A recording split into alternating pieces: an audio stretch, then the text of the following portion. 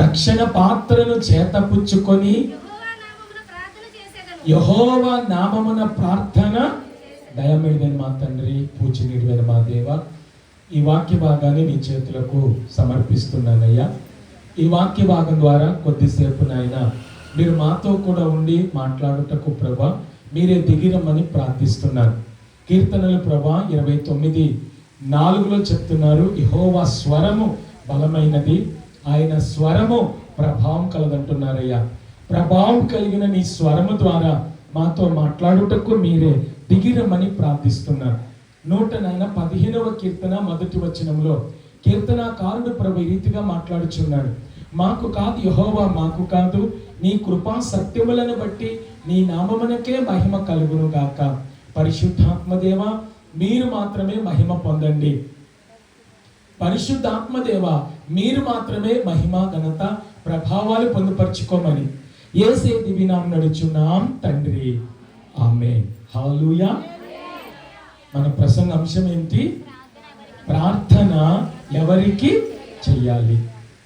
అందులో 5 భాగాలు చెప్తున్నాను. 5వ భాగం ఇప్పుడు చెప్పి నేను మీకు ముగిస్తాను. 5వ భాగంలో ముచ్చటగా 3 ఉన్నాయి. ఆ 3 చెప్పే కూర్చుంటాను అని సుదీర్ఘంగా 1 గంట చెప్తానని నేను చెప్పను. కానీ హల్లెలూయా, మీరు ఎక్కువ ప్రార్థన చేస్తున్నారనుకోండి, నేను తొందరగా కూర్చుంటాను. హల్లెలూయా, మీరు అటు ఇటు దిక్కులు చూస్తున్నారనుకోండి, మళ్ళా నేను మాట్లాడబాకండి, అటు ఇటు స్తోత్రం చెప్పండి, పక్కన వాళ్ళు బాగున్నామని అడగండి అని ఏం చేయాలా చెప్పాల్సి వస్తుంది. అందువలన ఏమవుతా ఉంటుంది? టైం పీరియడ్ పెరుగుతా ఉంటుంది. హల్లెలూయా. ఇప్పటికే షుగర్ సౌండ్లు వస్తున్నాయి, బీపీ సౌండ్లు వస్తున్నాయి. హల్లెలూయా. షుగర్ సౌండ్లు వచ్చినా, బీపీ సౌండ్లు వచ్చినా కాసేపు సౌండ్ రాకుండా ఏం చేయండి అంటే అలా పట్టుకోండి. హల్లెలూయా. మనది కాబట్టి అందుకే నేను ఎక్కువ శాతం ఈ స్పెషల్ ప్రేయర్కి ప్రీచర్లు ఎందుకు పిలవట్లేదు అంటే, హల్లెలూయా, మరి వాళ్ళకి 1.5 గంట ఏమి చేయాలి? అవకాశం ఇచ్చారు. మరి 4 అయిపోద్ది కదా, 4 అయిపోద్ది. అందుకని మీ మనసంతా నాకు తెలుసు కాబట్టి, రమణ బాగున్నావా? హల్లెలూయా. మరి తెలుసు కాబట్టి అందుకనే ఏదైనా మన చేతిలో ఉంటే మనం ఎప్పుడైనా ఆపేసుకోగలం అని కొంత పిలవకపోవటానికి కారణం. మొదటి భాగం ఏంటి? ప్రార్థన అనగా ఏమి? అందులో 9 విషయాలు చెప్పాను, కానీ 10వ చెప్తున్నాను, మీరు జ్ఞాపకం చేసుకోండి. ప్రార్థన అనగా ఆత్మ సంబంధమైన వ్యాయామం చేయటం అంట. ప్రార్థన అనగా ఏంటి? ఆత్మ సంబంధమైన వ్యాయామం అంటే ఏంటి? ఇప్పుడు ఎక్సర్సైజ్ అంటే మరి అందుకని ఒక భక్తుడు ఆ ప్రార్థనకున్న నిర్వచనాన్ని చెప్పాడు. ఏమని అంటే, ఇప్పుడు శరీర సంబంధంగా చాలా మంది జిమ్కి వెళుతూ ఉంటారు. ఎందుకని? బాడీ ఎలా ఉండాలి? ఫిట్గా ఉండాలని. అండ్ కాళ్ళు అలా ఆడిస్తూ కొవ్వేం చేయాలని? కరగాలని. అలాగనే బాహ్య సంబంధమైన ఆరోగ్యం కొరకు బాహ్య సంబంధమైన శరీర సంబంధమైన వ్యాయామం చేస్తారు. హల్లెలూయా. కానీ దేవుని బిడ్డలంట దైవ సన్నిధిలో కూర్చున్నప్పుడు ప్రార్థనే నీకు ఒక వ్యాయామం లాంటిదంట. హల్లెలూయా. అంటే వ్యాయామం లాంటిది. ఎందుకని వ్యాయామం లాంటిదంటే, నీవు ప్రార్థన చేస్తున్నప్పుడు నీ శరీర అవయవాలన్నీ దైవ సన్నిధికి ఏమవుతాయి అంటే లోబడి ప్రార్థన చేయటం అంట. వ్యాయామం అంటే ఏంటి? హల్లెలూయా. కొన్ని అవయవాలకి ఎక్సర్సైజ్ ఉంది. ఆ కొన్ని అవయవాలకి ఎక్సర్సైజ్ చేస్తున్నప్పుడు హల్లెలూయా దానికి సంబంధించి ఏం చేయాలా? పలానా చెయ్యి ఓపాలి. ఈరోజు ఉదయం ఏమన్నారంటే, మీకు హార్ట్ అటాక్ రాకుండా ఉండాలంటే, బ్లడ్ ప్రెషర్ బాగా తగ్గాలి అంటే ఎదరికి నడవకుండా వెనక్కి ఏం చేయాలంట? నడవాలి. అదేంటిది? ఒక వ్యాయామం. మరి ఇప్పుడు బైబిల్ చదువుతున్నప్పుడు, ప్రార్థన చేస్తున్నప్పుడు అంటే పాటలు పాడుతున్నప్పుడు దైవ సన్నిధిలో ఒక గంట తీర్మానం తీసుకొని ప్రార్థన చేస్తున్నప్పుడు ఆ ప్రార్థన ద్వారా నీ అవయవాలన్నీ ఆయనకు ఏమవుతాయంట, సాగిలపడి వ్యాయామం చేస్తాయంట. హల్లెలూయా. ఆ సాగిలపడి వ్యాయామం చేసినప్పుడు నీకు ఆత్మ సంబంధమైనటువంటి ఆశీర్వాదమును దేవుడు ఏం చేస్తాడంటే ఆధ్యాత్మిక వ్యాయామం ద్వారా అండి ఆధ్యాత్మికమైన మేలులను దేవుడు నీకేం చేస్తాడంటే అనుగ్రహిస్తాడు. హల్లెలూయా. పదోదేంటి? ఆత్మ సంబంధ ప్రార్థన అనగా ఆత్మ సంబంధమైన వ్యాయామం వంటిది. హల్లెలూయా. రెండవ భాగం ఏంటి? ప్రార్థన ఎవరికి చేయాలి? అందులో 4 విషయాలు చెప్పాను. మూడవ భాగం ఏంటి అంటే ప్రార్థన క్రీస్తు నామములో ప్రార్థించాలి. ఎవరి నామములో ప్రార్థించాలి? క్రీస్తు నామములో ప్రార్థించాలి. 4వ భాగం ఏంటి అంటే ప్రార్థన ఎవరి కోసం చేయాలి. అంతేనా? ఎవరి కొరకు ప్రార్థన చేయాలి, ఎవరి కోసం కాదు. ప్రార్థన ఎవరి కొరకు ప్రార్థన చేయాలి. 1 మనుషులందరి కొరకు, 2 శత్రువుల కొరకు, 3 ఒకరితో ఒకరు. అందులో 14 విషయాలు చెప్పాను. హల్లెలూయా. 4వ భాగం రాత్రి చెప్పాను. అదేంటిది 4వ పాయింట్? దైవజనుల కొరకు ఏం చేయాలి? ప్రార్థన చేయాలి. ఎవరి కొరకు? దైవజనుల కొరకు మనం ప్రార్థన చేయాలి. 5వ భాగంలోనికి వద్దాం. ఎన్నో భాగంలోనికి? 5వ భాగంలోనికి వద్దాం. 5వ భాగం ఏంటి అంటే ప్రార్థన సారాంశము లేక ప్రార్థన. ఇంకో మాట చెప్పానుగా, మీరు రాయలేదా? ఎక్కడైనా పడుతుంది చెప్పమ్మ లోకేశ్వరి. ప్రార్థనా విధానం, ప్రార్థన సారాంశం లేక ప్రార్థన విధానం. కారణం ఏంటి? నేను 3 విషయాలు చెప్తాను. ఇప్పుడు 116వ కీర్తనలో 13వ వాక్యం ప్రతిరోజు మనం చదువుతున్నాం. అందువలన మనకేమైపోయింది? ఎంతమంది కంఠస్థమైంది? అడుగుతా తర్వాత నా దగ్గర ప్రార్థన చేయించుకుంటానికి వస్తాను కదా, అప్పుడు అడుగుతా. హల్లెలూయా. 116వ కీర్తన 13వ వాక్యం కంఠస్థం చెప్పు అని. ఇక్కడ ఏమని దేవుని యొక్క వాక్యం మాట్లాడుతుంది అంటే రక్షణ పాత్రను చేతపుచ్చుకొని యెహోవా నామమున ఏం చేసేదను? ఒకసారి మీ బైబిల్ పైకి పెట్టండి, ఇలాగ చూపిస్తూ. రక్షణ పాత్రను చేతపుచ్చుకొని యెహోవా నామమున ఏం చేసేదను? దావీదు అంటున్నాడు, కీర్తనకారుడు, నేను యెహోవా నామమున ఏం చేసేదను? ప్రార్థన చేసేదను. ప్రార్థన చేస్తున్నప్పుడు ఏ పాత్రను? రక్షణ పాత్రను చేతపుచ్చుకొని. హల్లెలూయా. రక్షణ పాత్రను చేతపుచ్చుకొని ప్రార్థన చేస్తున్నటువంటి ఒక విశ్వాసి ప్రార్థన విధానం ఎలా ఉంటుందంటే, 1 రక్షణ పాత్రను చేతపుచ్చుకున్న వ్యక్తి రక్షణానందముతో ప్రార్థన చేస్తాడు. చెప్పండి. రక్షణ పాత్రను చేతపుచ్చుకొని ప్రార్థన చేస్తున్నటువంటి వ్యక్తి ఎలా ప్రార్థన చేస్తాడంటే రక్షణానందముతో. అంటే రక్షణకి ఏముండాలి అంటే ఆనందం ఉండాలా. 51వ కీర్తన మనం చదివితే ఆ 51వ కీర్తనలో దావీదు ఏమంటున్నాడంటే రక్షణానందము నాకు మరలా ఏం చేయమో కలగ చేయమో. ఎందుకంటే రక్షించబడిన తర్వాత, నువ్వు దేవుని కలిగిన తర్వాత, దేవుని దగ్గరకు వస్తున్నప్పుడు నువ్వు రక్షింపబడ్డావు కాబట్టి, బాప్తిసం పొందావు కాబట్టి, బాప్తిసం పొంది రక్షించబడినటువంటి ప్రియ విశ్వాసి నువ్వు ఏ రీతిగా ప్రార్థన చేయాలంటే, నీవు ప్రార్థన చేస్తున్నప్పుడు ఆ ప్రార్థనలో ఉన్న సారము బయటికి రావాలి అంటే నీవు ఒక ఆనందముతో, నేను రక్షించబడ్డాను, నా ప్రార్థన దేవుడు ఆలకిస్తున్నాడన్న రక్షణానందముతో నువ్వేం చేయాలంటే ప్రార్థన చేయాలి. అలా ప్రార్థన ఎవరైతే రక్షణ పాత్రను చేతపుచ్చుకొని రక్షణానందముతో ప్రార్థన చేస్తారో వారి సారమును దేవుడు ఏం చేస్తాడంటే వెదజల్లేటట్టు చేస్తాడు. వారి ప్రార్థనకు దేవుడు ఏమిస్తాడంటే జవాబిస్తాడు. అందుకనే కోరేటన్ భూమి అనేటువంటి దైవజనురాలు ఏమని చెప్తుందంటే, దేవుని వైపు, దేవుని కొరకు ఎవరైతే ఒక రక్షణ ఆనందం కలిగి ప్రార్థన చేస్తూ ఉంటారో, రక్షణ ఆనందం కలిగి ప్రార్థన చేస్తున్నటువంటి ఒక విశ్వాసిలో అంట రక్షణ ప్రవాహము ఒక ఆనందము వల్ల ఏం చేస్తుందంటే ప్రవహిస్తుంది అంటుంది. కారణం ఏంటో తెలుసా? హల్లెలూయా. వారికి ఏమి త్రాగనిచ్చుచున్నావు?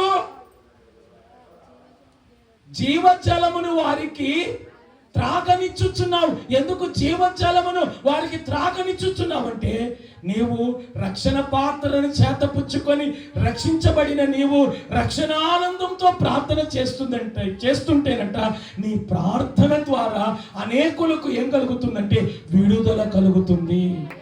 నీ ప్రార్థన ద్వారా అనేకులకు స్వస్థత కలుగుతుంది. నీ ప్రార్థన ద్వారా అద్భుతములను దేవుడు ఏం చేయగలుగుతాడంటే నీ కుటుంబములో, నీ హృదయములో, నీ వ్యక్తిగత జీవితంలో, నీ ఆత్మీయ జీవితంలో, నీ సంఘ జీవితంలో నువ్వు ఎప్పుడైతే రక్షణ పాత్రను చేతపుచ్చుకొని రక్షించబడిన నీవు రక్షణానందముతో ప్రార్థన చేస్తున్నప్పుడు, హల్లెలూయా, నీకు తెలియకుండానే దానిలో ఉన్న జీవ ప్రవాహమును దానిలోని జీవ ప్రవాహమును వారికి త్రాగనిచ్చుచున్నావు అన్నట్టుగా నోరు తెరిచి నువ్వు ప్రార్థన చేస్తూ చేస్తూ చేస్తూ చేస్తూ ఉండగానే ఆనంద ప్రవాహములోనిది ఆనందముతో ప్రార్థన చేస్తున్నటువంటి వారి జీవితంలో ఆనంద ప్రవాహమును దేవుడు ప్రవహింపచేసి అనేక జీవితాలను, ఆత్మీయ జీవితాలను కట్టేదిగా దేవుడు ఏం చేస్తాడంటే చేయువాడై ఉన్నాడు. హల్లెలూయా. రెండవది, రక్షణానందము కలిగి రక్షణ పాత్రను చేతపట్టుకొని యెహోవా నామమున ప్రార్థన చేస్తున్నటువంటి ఒక వ్యక్తి, హల్లెలూయా, దేవుని కొరకు ప్రతిష్ఠ కలిగి ప్రార్థన చేయాలంట. హల్లెలూయా. ఎలా చేయాలి? రక్షణ పాత్రను చేతపుచ్చుకొని ప్రార్థన చేస్తున్నటువంటి వారి ప్రార్థనలో ఏం కనిపించాలంటే ప్రతిష్ఠ కనిపించాలి. ఎందుకు ప్రతిష్ఠ కనిపించాలంటే, ప్రతిష్ఠ నువ్వు చేసుకున్నట్లయితే నేను ప్రార్థన చేస్తాను, నా విషయం కొరకు ప్రార్థన చేస్తాను, నా సంఘం కొరకు నేను ప్రార్థన చేస్తాను, నా సమాజం కొరకు నేను ప్రార్థన చేస్తాను, నా ప్రాంత ప్రజల కొరకు నేను ప్రార్థన చేస్తాను అని చెప్పి రక్షణ పాత్రను చేతపుచ్చుకొని యెహోవా నామమున ఎవరైతే రక్షించబడిన వ్యక్తి రక్షణానందంతో ప్రార్థన చేస్తున్నప్పుడు వారిలో ప్రతిష్ఠ ఏం చేయాలంటే కనబడుతుందంట. హల్లెలూయా. ఈ ప్రతిష్ఠతో ప్రార్థన చేస్తున్నప్పుడు అంటే దేవునికి సమర్పించుకున్న వాళ్ళే, దేవునికి వారి జీవితాన్ని అంకితం చేసుకున్న వాళ్ళే, దేవునికి వారి జీవితాన్ని అప్పగించుకున్న వాళ్ళు మాత్రమే ప్రతిష్ఠతో ఏం చేయగలరంటే ప్రార్థన చేయగలరు. హల్లెలూయా. ప్రతిష్ఠతో ఎవరు ప్రార్థన చేస్తున్నారో, ఎవరైతే ప్రతిష్ఠతో కూడిన ప్రార్థన చేస్తున్నారో, అందుకని యోహాను 17:17 అంటాడు, నీ వాక్యమే సత్యమందు నేను వారిని ప్రతిష్ఠించి తిని, నీ వాక్యమే ఏది సత్యము అన్నాడు. అంటే సత్యమందు తన సంఘాన్ని, సత్యమందు తన బిడ్డలను, సత్యమందు విశ్వాసిని ఏం చేశాడంటే ప్రతిష్ఠ చేశాడు. సత్యమందు ఒక విశ్వాసిని, సంఘాన్ని, కన్యకనుగా సార్వత్రిక సంఘాన్ని సత్యమందు ప్రతిష్ఠించాడు. కాబట్టి ప్రతిష్ఠతో కూడిన వారి నోటిలో నుంచి ఏమి రావాలంటే ఆనంద ధ్వనితో పాటు ఆశతో కూడిన మాటలు రావాలి. ప్రభువా, వారి జీవితంలో కార్యం చేయ్యా, ప్రభువా, వారి జీవితంలో అద్భుతం చేయండి, ప్రభువా, నీ బిడ్డ నీ వైపు చూస్తుందయ్యా, బలహీనురాలుగా ఉందయ్యా, బలహీనతతో వచ్చిందయ్యా, మీరు జ్ఞాపకం చేసుకోండి అని ఒక ఆశ అనేది ప్రతిష్ఠ కలిగిన వారి నోట్లో నుంచి మనకి వినిపిస్తుందంట. అర్థమైంది మాట? ఎప్పుడు వినిపిస్తుందంట అంటే ప్రార్థన చేయండి అన్నప్పుడు నీవు ప్రార్థన కొరకు ప్రతిష్ఠించుకున్నట్లయితే నీ ప్రార్థన ఎవరి గురించి చేసినా సరే ఒక ఆశతో ఆ ధ్వని ప్రతిష్ఠించబడిన వారి నోటిలో నుంచి ఒక ఆశతో కూడిన ధ్వని ఏమవుతుందంట, ఉద్భవిస్తుందంట. అంతే కదా? పెంతెకోస్తు దినాన బలముగా వేగముగా వీచు బలమైన గాలి వంటి ఒక శబ్దము వారి కూర్చున్న వారి మీదంతటా ఇల్లంతా నిండినప్పుడు వారిలో ఒక్కొక్కరి మీద రాలగా వాళ్ళందరూ కూడా భాషలతో మాట్లాడి ఆ ఆశ, ఆ ప్రతిష్ట పేతురుని ఏం చేసిందంటే, లే నిలబడు. ఇప్పుడు ఈ సమయంలో పేతురు వచ్చి ప్రసంగం చేస్తాడన్నారా? అనలా. అందరిలో పాటు పేతురు దిక్కుమని ఏం చేశాడంటే లేచి, పేతురు ఒక్క మాట లేచి నిలబడి ప్రసంగం చేశాడు. 3000 మంది ఏం పొందారంటే మారు మనసు పొందారు. హల్లెలూయా. ఈరోజు నీ జీవితాన్ని, ఈరోజు నీ ఆత్మీయ జీవితాన్ని దేవుని కొరకు ప్రతిష్ఠించుకున్నట్లయితే, ఈరోజు నీ వ్యక్తిగత జీవితాన్ని, ఈరోజు నీ హృదయాన్ని దేవుని కొరకు ప్రతిష్ఠించుకున్నట్లయితే, ప్రియ సహోదరుడా, ప్రతిష్ఠించుకొని ప్రార్థన చేస్తున్నటువంటి నీ ప్రార్థనలో ఏముండాలంటే, రక్షణ పాత్రను చేతపుచ్చుకొని దేవుని నామములో నువ్వు ప్రార్థన చేస్తున్నప్పుడు ప్రతిష్ఠ దేవుని సన్నిధిలో నీకు ఆయనకి కనబడాలా. ప్రతిష్ఠతతో ప్రార్థన చేస్తున్నప్పుడు నీ మాటల్లో, నీ మాటల ధ్వనిలో,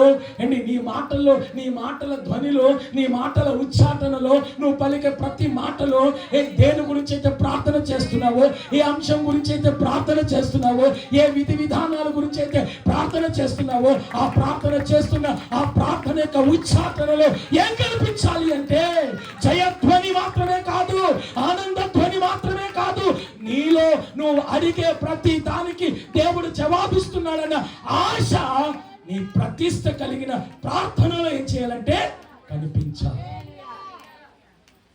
ఒక్కొక్కసారి మనం ఇష్టం కలిగి ప్రార్థన చేయటం వలన, ఒక్కొక్కసారి మనం ఇష్టం లేకుండా ప్రార్థన చేయటం వలన కొన్నిటికి మనం జవాబును ఏం చేయలేకపోతున్నామంటే పొందుకోలేకపోతున్నాం.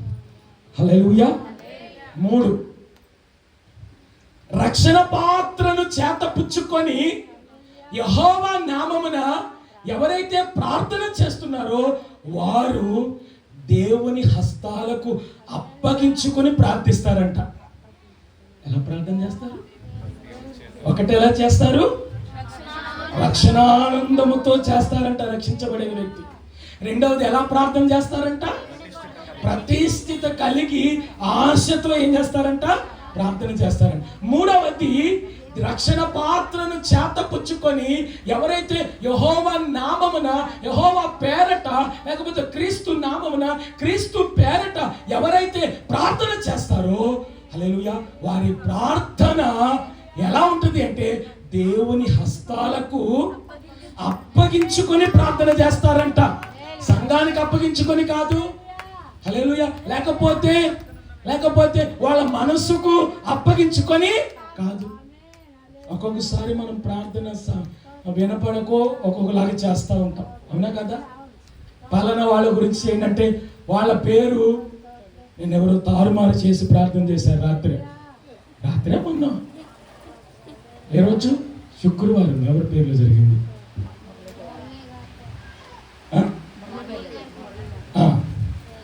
అలా ప్రార్థన చేస్తున్నప్పుడు వాళ్ళ వేళకి, కరుణమ్మ గారి పేరులో జరిగినప్పుడు వాళ్ళ వేళకి వాళ్ళకి చేసి ఏం చేశారంటే, అబ్బా ఎలాగైతే ప్రార్థన చేసేసారు. అందుకని దైవ సన్నిధికి వచ్చినప్పుడు చెవులు ఇలా, ఒక కుక్కను చూడండి, ఏ గడ్డ వెళ్తుంది అనుకోండి, చెవులు నిక్కబడి ఏం చేస్తుంది, చూస్తుంది, దాని మీద ఎప్పుడైనా చూసారా? ఏ గంట ఎంత కోపం దానికి, దా కుక్క పక్క నుంచి గాజు పురుగునైనా ఎత్తుంది అని చూసి వదిలేస్తుంది దాన్ని. దేన్ని? గాజు పురుగు. కుక్కకి ఏ గంటే శత్రువు, చిరాకు అనమాట. అది వాళ్ళటం ఏం చేస్తుందంటే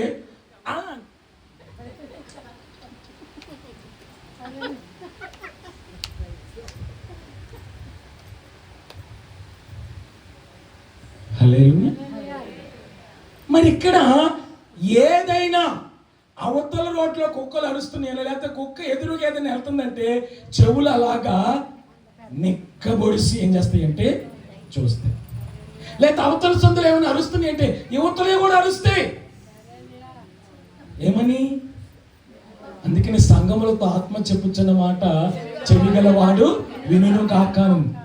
అంటే సంఘానికి అంటే నువ్వు వచ్చిన తర్వాత దైవారాధనలో కూర్చున్న తర్వాత ఇంకొకరి మీద నీకు ధ్యాస ఆలోచన ఏం చేయకూడదంటే నీ సమస్య మీదే కానీ, పక్కన వాళ్ళ యొక్క వస్త్రాల మీదే కానీ, లేకపోతే ఏదైనా స్పెషల్గా ఉన్నట్టయితే దాని వైపే కానీ నీ ఆలోచన వెళ్ళకుండా దైవారాధనలో కూర్చున్నంతసేపు నీ చెవులను నిక్కబొడిచి ఏం చేయాలంటే ఆయనకి అప్పగించుకొని ఏం చేయాలా? ఆయన హస్తాలకు అప్పగించుకొని ప్రార్థన చేయాలంట. ఆయన హస్తాలకు నేను చెప్తా ఉంటాను ఒక్కొక్కసారి, మీకు పేర్లు గుర్తు లేకపోతే మరి వాళ్ళకు అనుగ్రహించిన బిడ్డలకు జ్ఞాపకం చేసుకోండి అయ్యా అని ఏం చేయమంటాను. కానీ వాళ్ళ వేళ కలిపి మాత్రం ఏం చెప్పకండి అంటే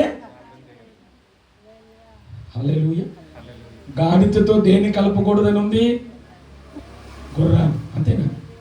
కలపకూడదు. అలా మీరు కలిపి ఏం చెప్పకండి. హల్లెలూయా. బావగారిని తీసుకొచ్చి మరిది గారితో పాటు వదిన గారిని తీసుకొచ్చి మరిది గారి కలపకండి.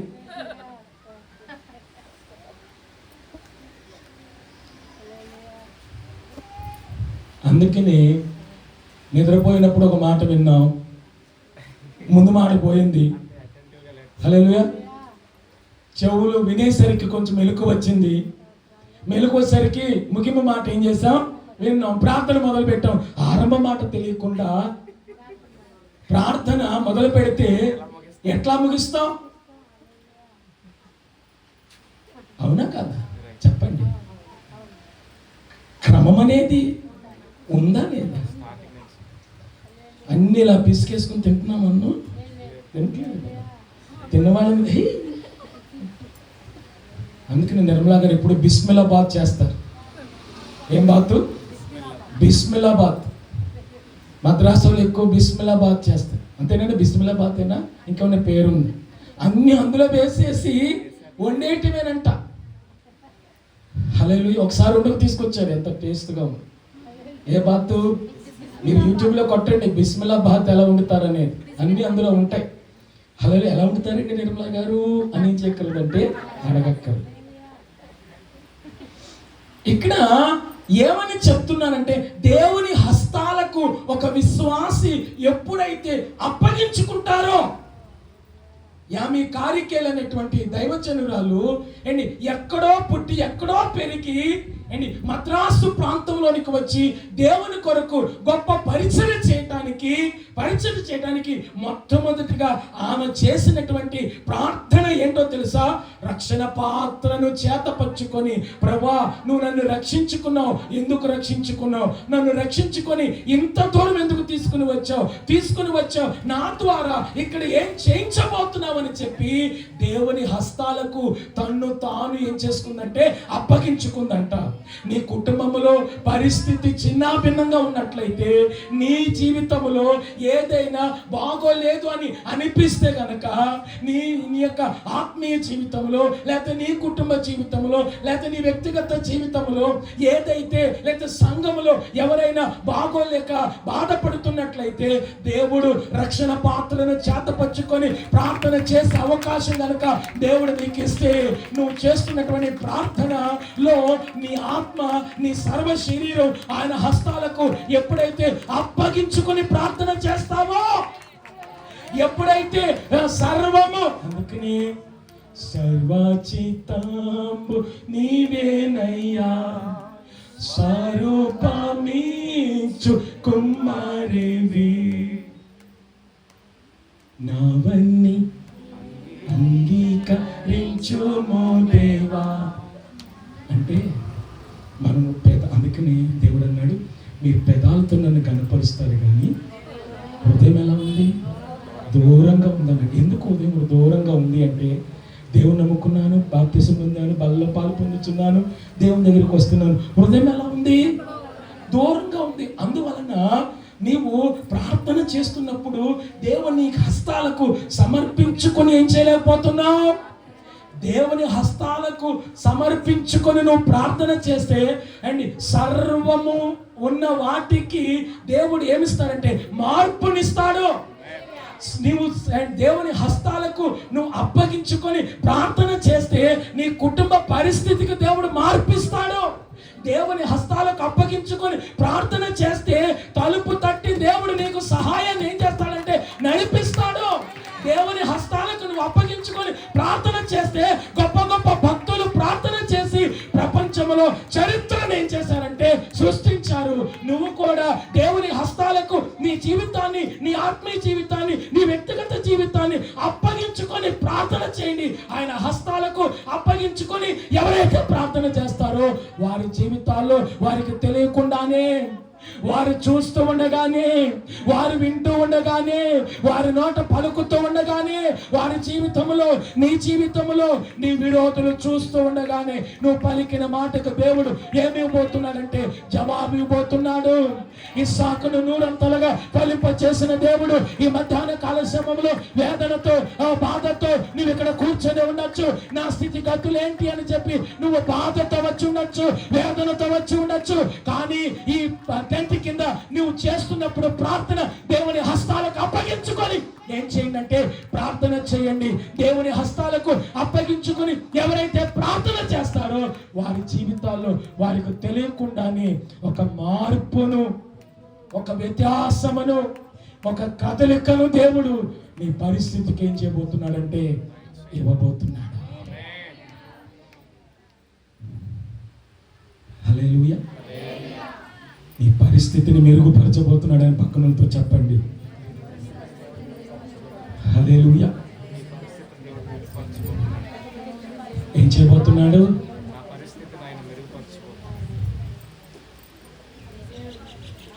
చెప్పారా?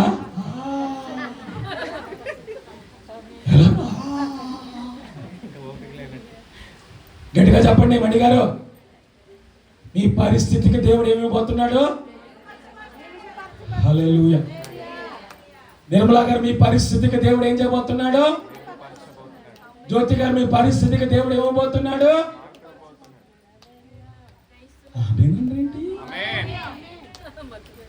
వద్దులేయ్యా, కదలలేదులే అయ్యా. ఆసక్తితో సంఘం ప్రార్థన చేస్తుందంట దివ్య.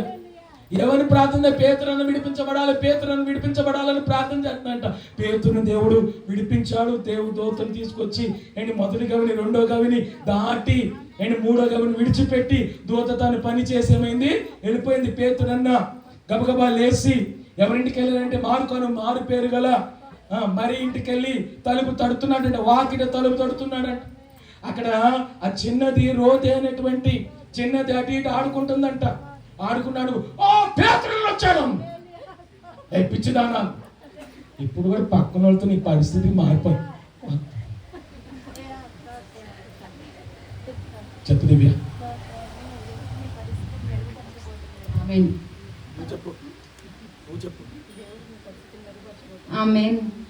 అలా చెప్పండి, పక్కన వాళ్ళతో చెప్పండి. హల్లెలూయా. చెప్పండి, దేవుడు నీ పరిస్థితికి ఏమివ్వబోతున్నాడు? సత్యని దేవుడు నీ పరిస్థితికి దేవుడు ఏమబోతున్నాడు? మార్పు ఇవ్వబోతున్నాడు. ఆమేన్. మీ గట్టి ఆశీర్వాదం కలగాలంటే మీ ఆయన మీద ఎలా అరుస్తారో అలా గట్టిగా చెప్పాలి. మీ కోడల మీద ఎలా అరుస్తారో అలా గట్టిగా చెప్పాలి అనకూడదు. హల్లెలూయా. ఎందుకంటే దృష్టి ఎప్పుడు మీ ఆయన మీదే ఉండదు. మీకు రాత్రి చెప్పాను కదా, మమ్మల్ని నడిపించిన వాళ్ళ ఆయన ఎంత నలుపో బొగ్గు వలే, మళ్ళీ ఆయన అంటే ఎంత ప్రేమో. మాటి మాటికి రాజుగారు రాజుగారు రాజుగారు రాజుగారు. ఆ రాజుగారు నేను ఎప్పుడు చూడలే. 10 ఏళ్ల తర్వాత చూసా రాజుగారు ఎప్పుడు కనిపించారు. అమ్మో ఇంత నల్లగా ఉన్నా, అందుకనే షోలమ్మతి ఏంటంటే నేను నల్లని దానిని నన్ను చిన్న చూపు చూడకడి, నేను ఎండ తగిలిన దానను. ఏం తగిలిందంట? జుట్టు మెరిసిన వాళ్ళు అడగబాగా నేను జుట్టు అంతా మెరిసిపోయిందంటే ఏదో బాగా మెరుపు, లేకపోతే ఏదో బాగానే ఉండేది, నా వయసు తక్కువే, కానీ సమస్యల వల్ల ఏమైపోయిందంటే బుట్ట బొమ్మ అయిపోయిందంట. హల్లెలూయా. సమస్యల వలన తెలిపోనివ్వండి, బాలమెరుపు వలన తెలిపైపోనివ్వండి. మార్పు లేని దేవుడు మన దేవుడు. యెహోవానగు నేను ఎవరిని? మార్పు లేని వాడను కనుక యాకోబు సంతతి వారకు మీరు ఏమి కాలేదంటే లయము. హల్లెలూయా. మన దేవుడు ఏం చేసేవాడు కాదు, లయము చేసేవాడు కాదు. 3 విషయాలు చెప్పాను కదా. మొదటి విషయం, రక్షణ పాత్రను చేతపుచ్చుకొని యెహోవా నామమున ప్రార్థన చేసే వారిలో ఏం కనిపిస్తుంది? రక్షణానందంతో వారు ప్రార్థన చేస్తారు. అదే సారం బయటికి దేవుడు ఇస్తాడు. అదే సారాంశం. రెండవది, రక్షణ పాత్రను చేతపుచ్చుకొని ఎవరైతే యెహోవా నామమున ప్రార్థన చేస్తారో ప్రతిష్ట వారిలో కనిపిస్తుంది. అప్పుడు ప్రతిష్టతతో వారు ప్రార్థన చేస్తున్నప్పుడు ఆ ప్రతిష్టతలో ఆశ బయటికి ఏమవుతుందంటే వస్తుంది. నాదనుకుని చేయగలుగుతారంట. ఎదుట వ్యక్తిని నాదనుకుని చేయాలంటే చాలా కష్టమే, అంతే కదా. మూడవది, దేవుని హస్తాలకు మనం అప్పగించుకొని ఏం చేయాలా? హల్లెలూయా. యెహోవా నామమున నేను ఏం చేసేదను? ప్రార్థన చేసేదను. యెహోవా నామమున నేను ప్రార్థన చేసేదనని చెప్పి ఎవరైతే దావీదు ఎలాగైతే సమర్పణ తీసుకొని ప్రార్థన చేశాడో, దావీదు ఎలాగైతే ప్రతిష్ట కలిగి ప్రార్థన చేశాడో, దావీదు ఎలాగైతే రక్షణ ఆనందంతో ప్రార్థన చేశాడో, దావీదు ఎలాగైతే దేవుని హస్తాలకు సర్వము అప్పగించుకొని ప్రార్థన చేశాడో, ఆ ప్రార్థనలు అందుకని కొత్త నిబంధనకి పాత నిబంధనకి దావీదు పేరు మారి మోగిపోవటానికి యూదా గోత్రపు కొదమ సింహముగా అంటే దావీదు వేరు చిగురుగా దేవుడు ఈ లోకానికి రావటానికి చాలా కారణాలు ఉన్నాయి.